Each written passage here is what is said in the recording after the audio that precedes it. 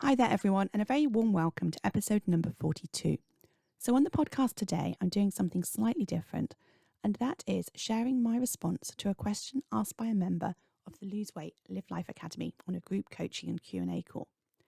In case you don't know, the Lose Weight, Live Life Academy is my monthly membership program where you have access to lots of weight loss resources and videos and worksheets, as well as twice weekly coaching calls to help and support you on your journey of creating a relationship with food, yourself, and your life that you love so that you can lose your weight for the last time.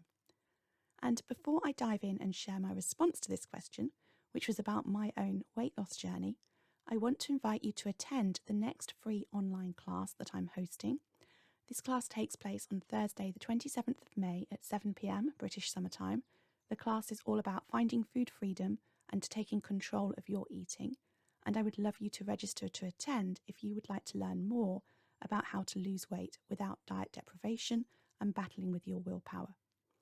One of the reasons diets don't work is because of the internal battle they create within us. And after years of losing and regaining weight through dieting, I learned how to lose weight for the last time by figuring out how to think, feel, and eat so that I could create a relationship with food that I loved and peacefully lose and then manage my weight. And I really want that for you too, because I know the inner frustration and sometimes self-loathing that can come with repeatedly failing at dieting and seeing the numbers on the scales go back up. So I would love you to attend, and you can register at www.thebestyou.coach/masterclass. Okay, and so here's my response to a member's question about my weight loss journey. So welcome those of you who are new to the Lose Weight, Live Life Academy. This is a live group coaching and Q&A call, and there are a number of ways where you can get help this evening. The first is that you can ask a question in the Q&A box. So at the bottom of your screen, you'll see a small Q&A icon. If you click on that and type your question into it, then I will see that and I will address your question. Also, if there's a particular topic or anything else that you would like me to talk more about, then please share in that and I will talk and address that topic. Also, before the calls now, what we're doing, especially for those of you who aren't able to attend the calls live, I'm giving you the opportunity to ask a question prior to the call, to ask me to talk to a specific point or answer a specific question. And so I can absolutely do that. And whether that is you can attend live and listen to the answer live, or whether or not you are watching the call on replay. So I've got a couple of questions this evening, a couple of things I want to talk about.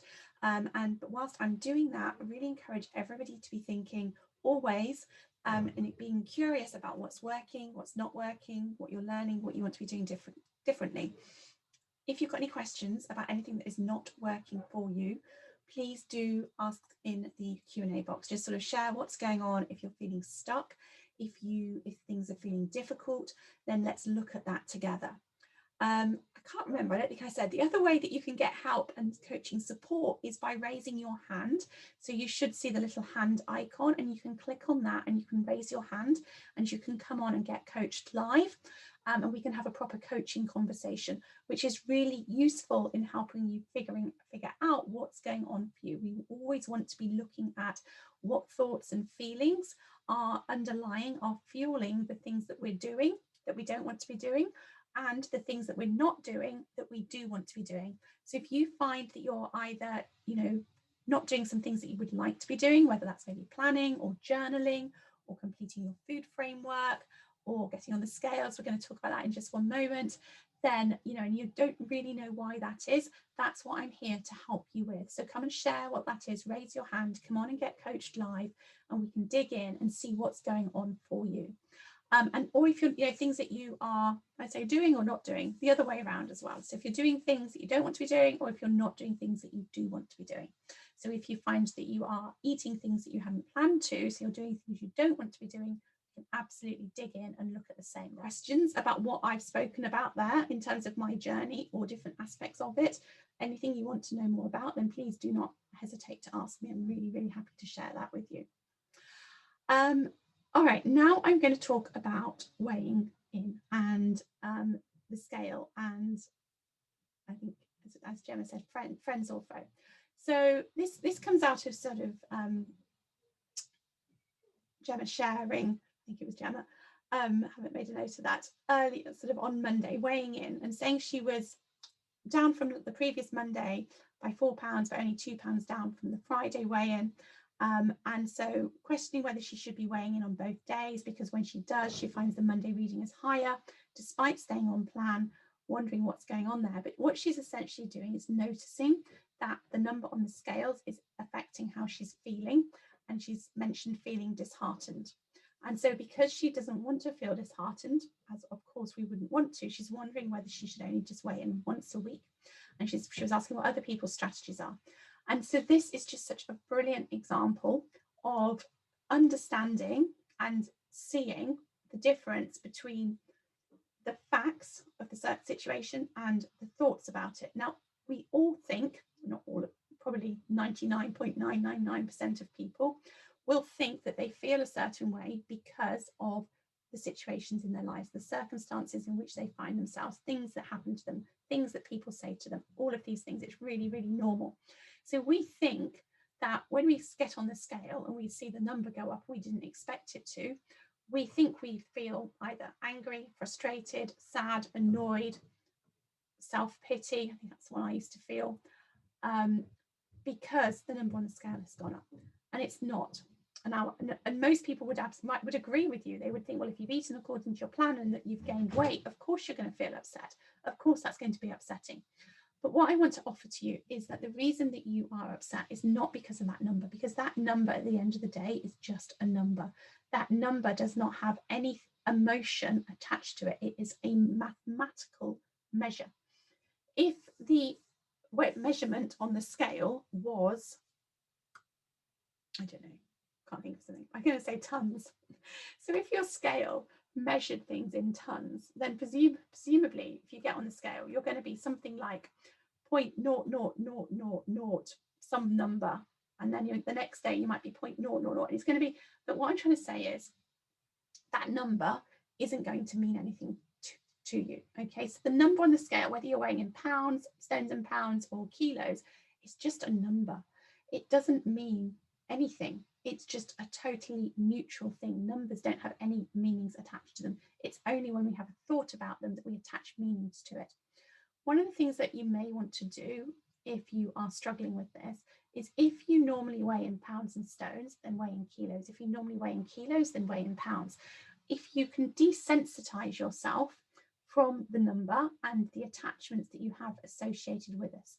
If you're someone who, like me, grew up weighing yourself in stones and pounds, and you've spent your whole life relating a certain number of stones and pounds to the clothes size that you wear, how good you feel about yourself, then you can neutralize that by, as I said, either switching to kilos or switching into just the total pound number. And you will notice a difference. You don't have as much emotional attachment to it. That's one thing you can do to make it easier for yourself. The other thing that you can do is dig really deep into doing your work and seeing the thoughts and feelings that come up for you when you weigh yourself on the scale. And you can use that as an opportunity to learn how to manage your mind and shift your thinking. When we are doing this, and this is the work of the mindset model, when we're doing this, the first area where we want to focus is always in understanding what is going on for us. It's understanding that when you get on the scales, whether you've gained a pound, whether you've not lost what you think you should have lost or you wanted to lose, you're having a thought which should be, I didn't want that, I should have lost weight, it's not fair, it's not working. What else might you be thinking? I'm not going to make the goal that I'd set myself, all of these things. When you think those thoughts, that creates the feeling of frustrated, disheartened, self-pity, sad, all of those things. And what I want you to know, that next thing, when you're feeling those emotions, the reason we don't want to do this to ourselves is because when we're feeling sad, self-pity, frustrated, what do we do or not do? Well, when we're feeling that negative emotion because of the number on the scale, there's a couple of things we can do. We can either use that, and some people might do this. So some people, having had the thoughts about it's not fair, feeling disheartened and frustrated, might then have another thought, which is like, okay, so I'm going to, stick to this. I'm going to be more disciplined. I'm going to make sure I don't have those odd sort of like, mouthfuls of food. We may sort of turn it around and see, okay, well, maybe when I had the tiny snacks here and there that didn't even really seem like worth writing down or acknowledging because they were just one bite, that I'm going to be curious and see what happens if I don't have those. Sometimes we can do that. Sometimes we can use the number on the scales to help us. Other times, and more often, we use it against ourselves. So when we're feeling frustrated, we are feeling less motivated to eat according to what we planned, and we're going to want to eat more foods to make us feel better because we want to get rid of the frustration, or we want to soothe, we want to comfort ourselves because we're feeling self-pity. Also, we can notice when we get on the scales and we have a loss. It can be really normal when you've lost loads of weight and you've got a good weight loss. What you're thinking is not, there's no such thing as a good weight loss. It's your thought. Your thought is, oh, I've lost quite a lot of weight there. I've done really well. And then we can think, well, I can probably either get away with, or I can have a little bit more today or tomorrow, or I can have something to celebrate. Okay, so we can use that number on the scales to make things more difficult for ourselves in all sorts of ways. And so, yes, we can decide that we don't want to weigh because that just takes the problem away. Or we can decide to work on our mind and understand what's going on for us there and learn how to view the scales as neutral and not make them mean anything, and just see them as a mathematical indicator as to what is going on for us, what our body is doing. Now, the reason why I suggest you weigh more than you don't weigh, there's a few reasons.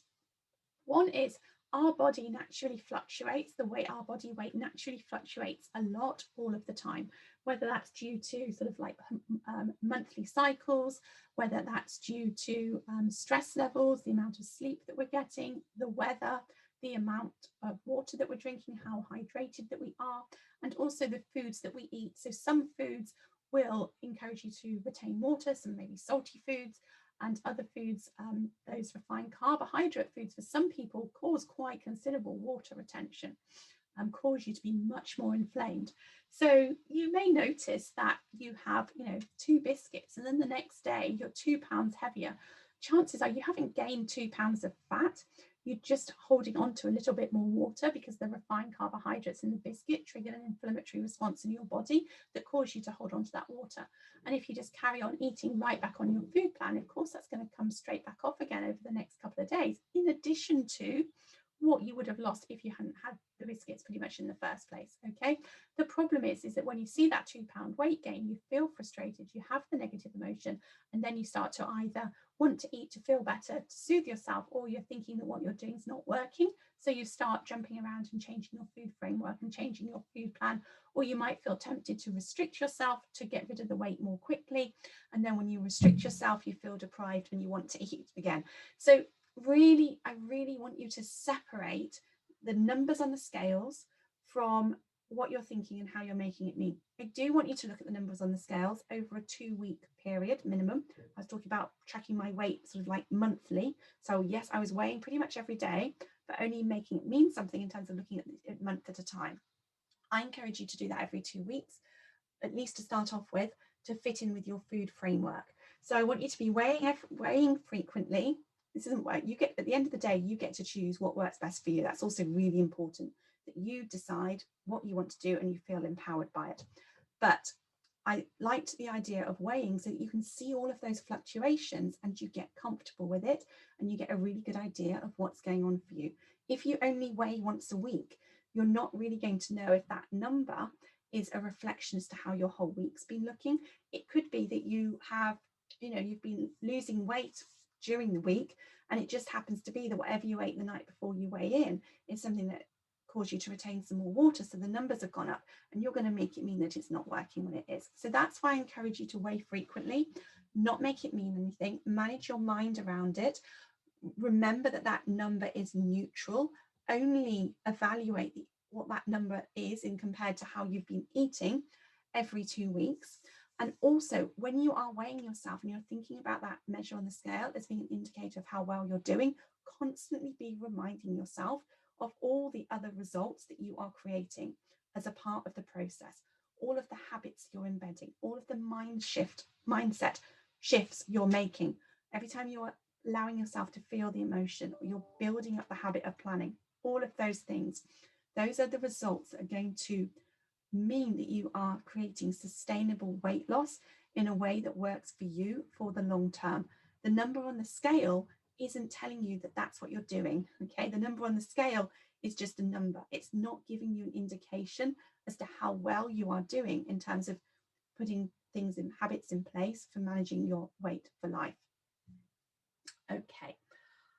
Anybody got any questions about that at all? I'm talking an awful lot this evening, and I would love to hear what's going on for you, anything you would like me to talk about, anything you would like to ask me about. Ask away.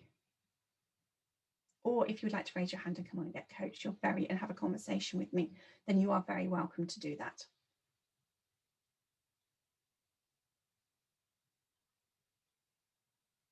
No. Okay. Well, I hope it doesn't look like anybody's got any questions. Daughter's raised her hand. Okay, I will promote you to. Oh, got a couple of people raising hands now. Okay, great. I'll bring you on, daughter, and then I'll bring you on, Lucy. Thank you.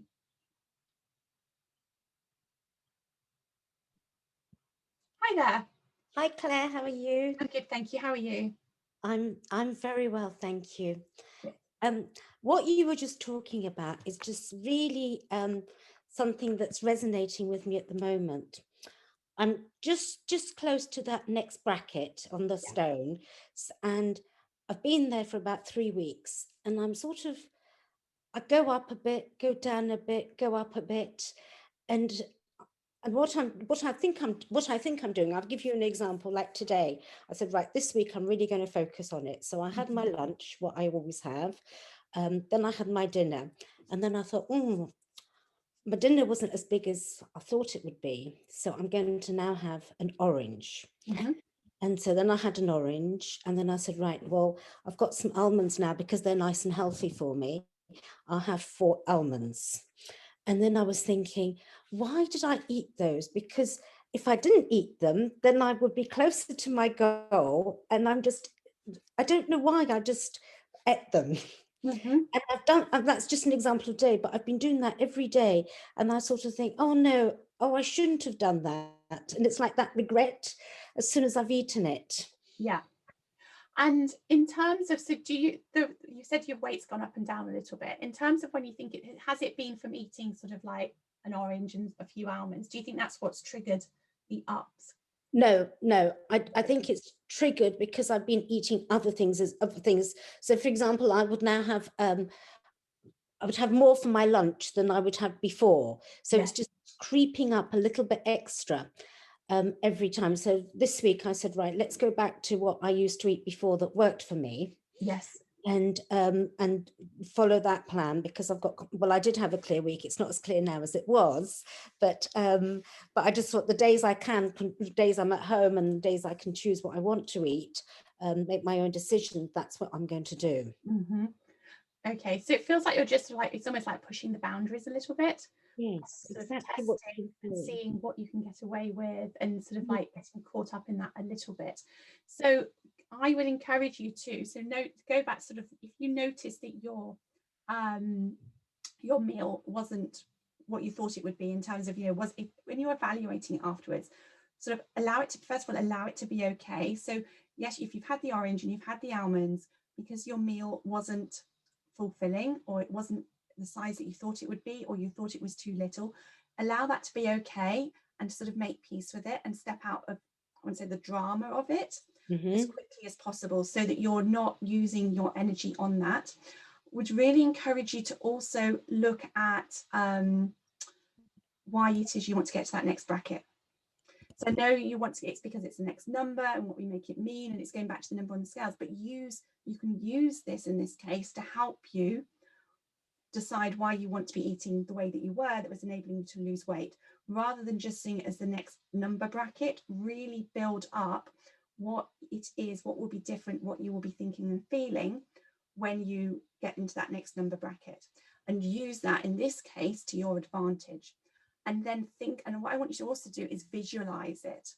So if you think you give yourself a good, decent amount of time to get, especially depending on what you've got going on for your week, if you've got social things happening, don't set yourself an unrealistic target. Set yourself a realistic target for when you want to get there.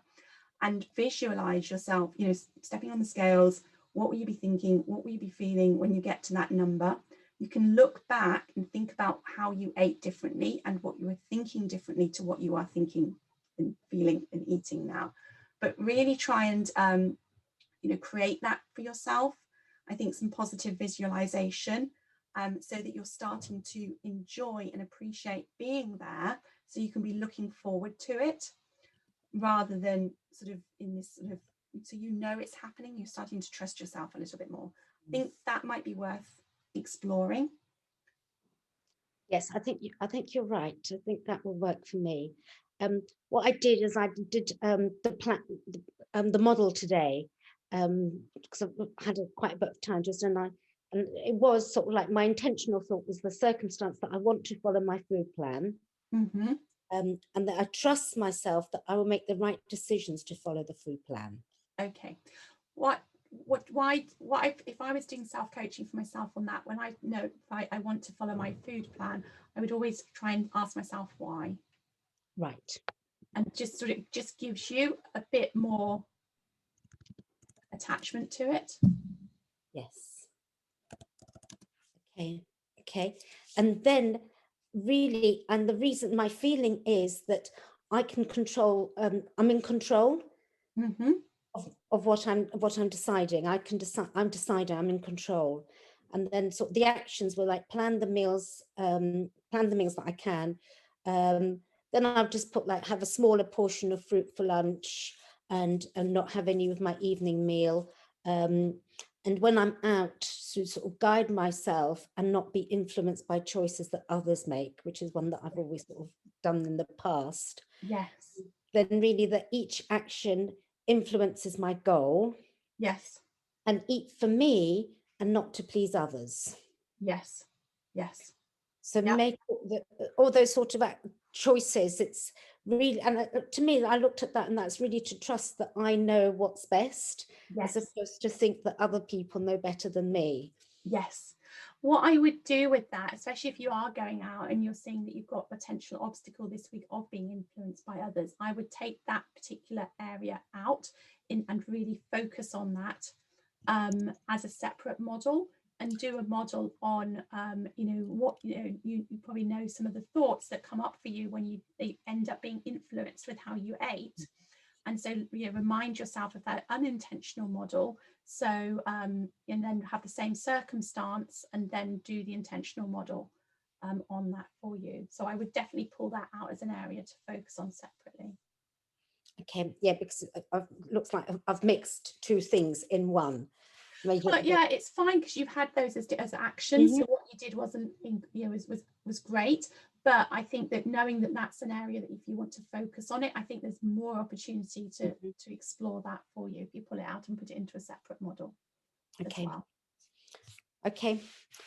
So I'm going to do the visualization and just thinking, and I think that will help, because at the moment it's just this number on the number that I want to get to.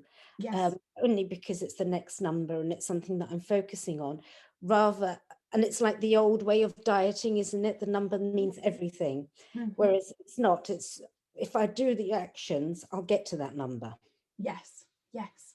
And so when you make that number mean that you have been, you know, you've consistent, resilient, successful, persistent, all of those, and maybe you can feel proud for the action that you've taken to get to that number, you can create some more positive emotion around it. So you're sort of like, you're doing the scales in reverse and you're creating more of what you want there.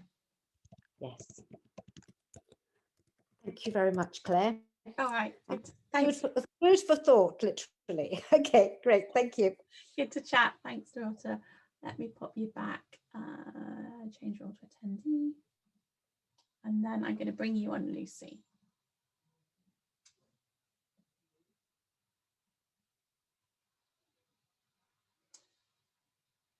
Hi there.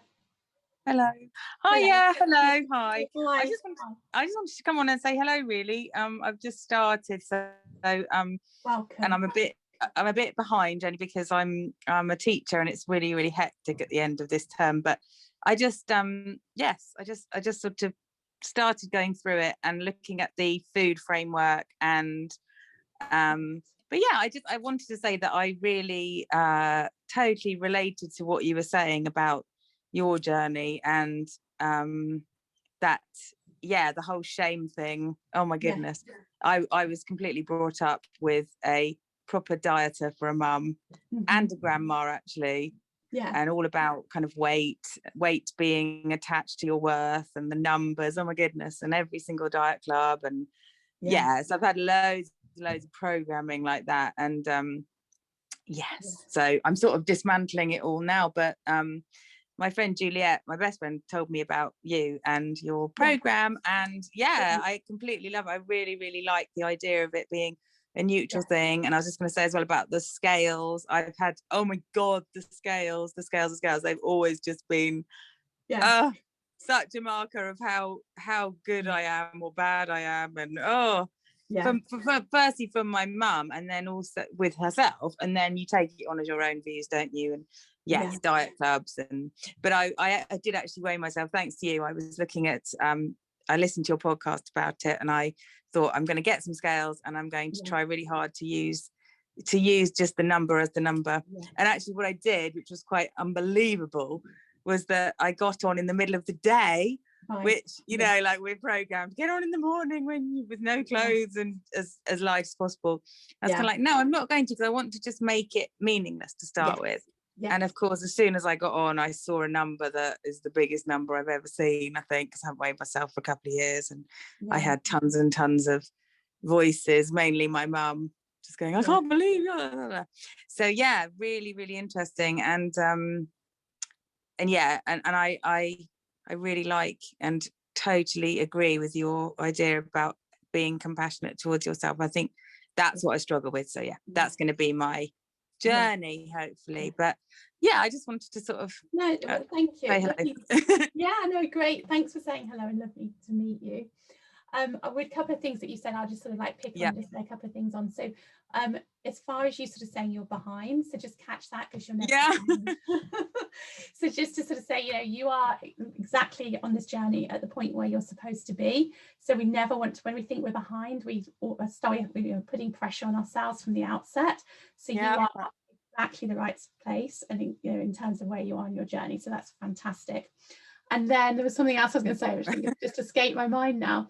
But as far as that was, when you notice, so the sort of the judgment of ourselves, because what happens when we start becoming aware of our judgmental thoughts, and then we see them, and then we can end up getting frustrated and judgmental about our judgmental thoughts.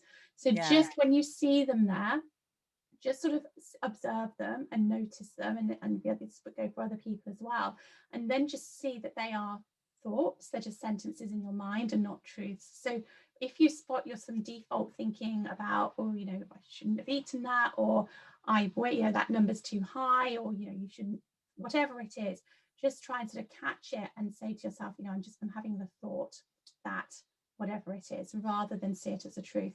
And the other thing that can be really helpful with stepping out of judgment and the shame is to focus on the curiosity side of it.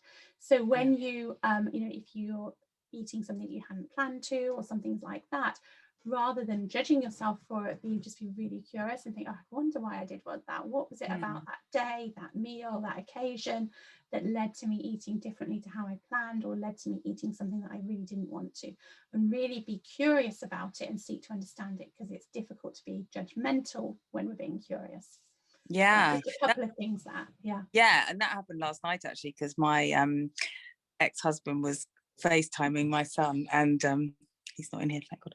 And it was really strange, because I was doing some marking, and I had everything was kind of, I was just doing work, and then this voice that I don't like was in the house, and I just suddenly thought, oh, I'm gonna go and have some biscuits. I thought, what can I eat? Biscuits. And then I just thought, after having listened to some of your stuff, I thought, wow, that's interesting. It, you know, and I felt like it was a feeling I was trying to get rid of, like maybe soothe myself in that kind of get away from that, I'll go and eat some it was you were wanting to feel better because you noticed.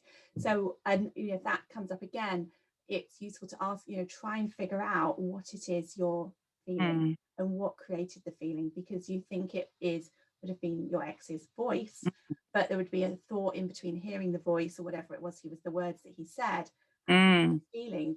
There will be a thought somewhere in between that. You're interpreting it, you're making it mean something, understandably.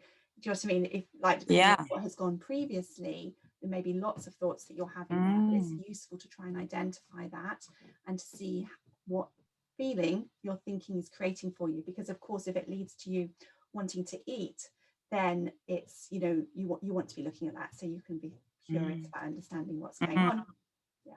Yeah, I'm looking forward to learning more about how to feel the feelings but not act on them, because I find that so hard. I'm either on a diet and being good, or I'm just giving in to every urge. So absolutely, we'll come up and, you know, you'll get to that, and that will be covered in terms of allowing those feelings to be there. Perfect. So should I just follow along when the modules are released? And okay, amazing. Oh, thank you so much. Any questions at all, ask in the Facebook group. Or, I'm not very good with Facebook. I don't go on Facebook, but I will for this. Yes, it's not on my phone, so I'll see.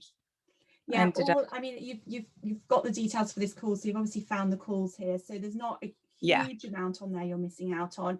It's just sometimes, you know, when the replays are available, I put a link in there, and there will be some opportunities to ask questions and things like that, but don't worry too much if you don't want to go on it. Okay, thank you so much. Lovely to meet you. Thanks for coming on and saying hi. Thank you. Bye. Thanks, Lucy. Bye.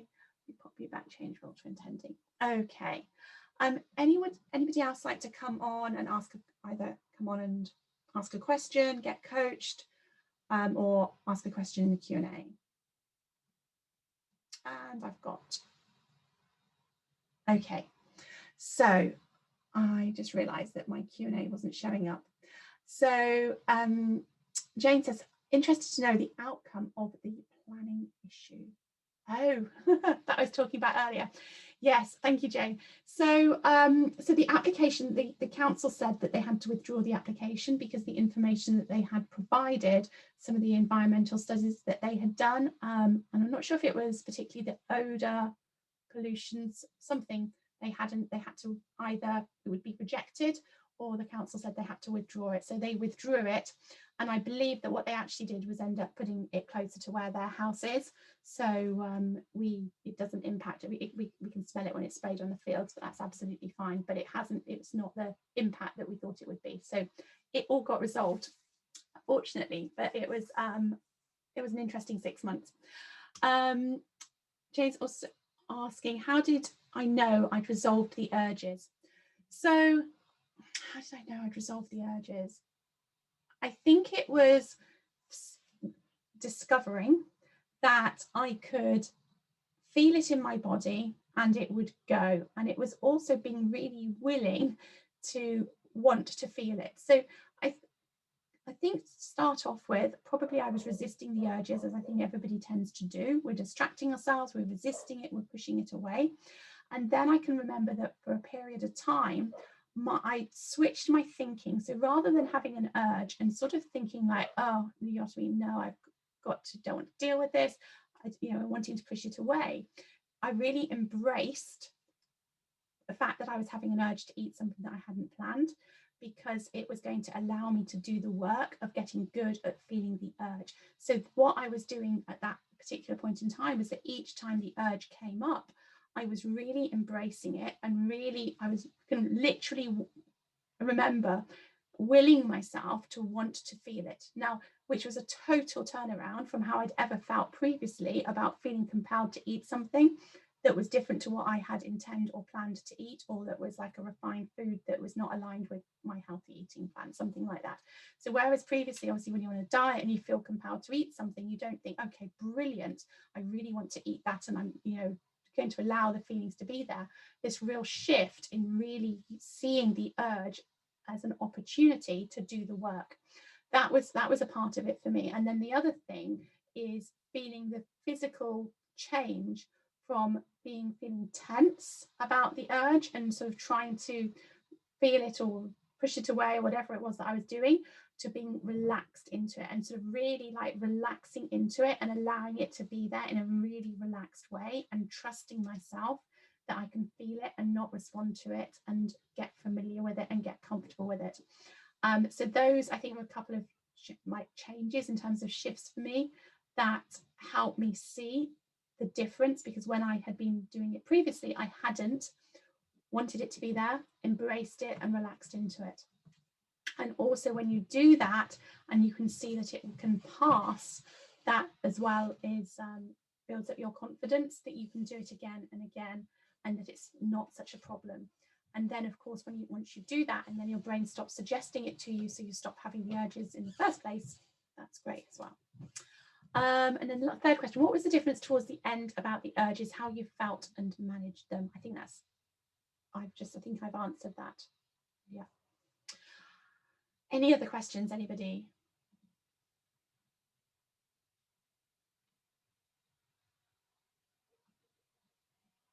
Nope. Brilliant. All right. Thanks, everyone.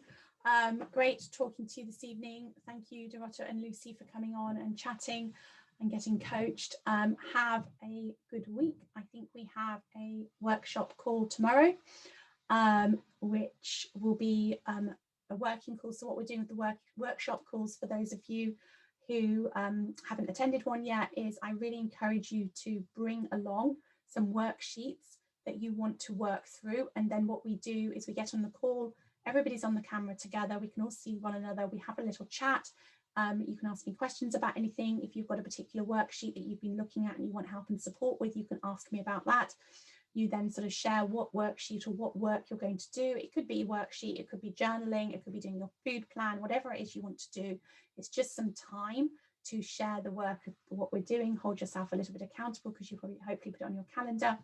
And then, so what then you'll do is you'll go away and you'll do the work. And then what we'll do is we'll just check in with one another at the end of the call.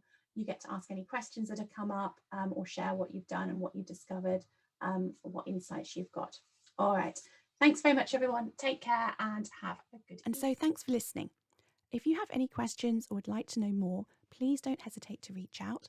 And if you would like to know how you can find food freedom and take control of your eating, do register for the free masterclass taking place on Thursday, the 27th of May at 7 p.m. BST by going to thebestyou.coach/masterclass. Have a great week, everyone, and take care.